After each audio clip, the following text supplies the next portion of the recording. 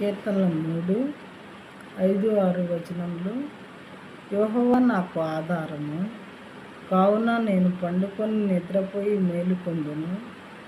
6వ వచనము, 10,000 మంది దండెత్తి నా మీదికి వచ్చి మోహరించినను నేను భయపడను. విశ్వాసంలో దృఢంగా ఉన్న వాళ్ళకి, మరి దేవుని యందు నమ్మకం ఉంచుకున్నటువంటి బిడ్డలకు ఈ వాక్యములు ఖచ్చితంగా నెరవేరేగా ఉంటాయి.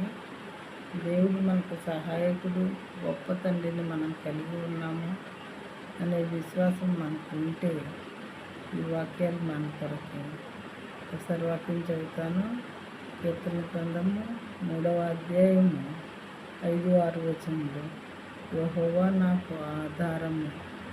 ఈ మాటను గట్టిగా విశ్వసిస్తే ఈ క్రిందివన్నీ కూడా మనకు జరుగుతాయి.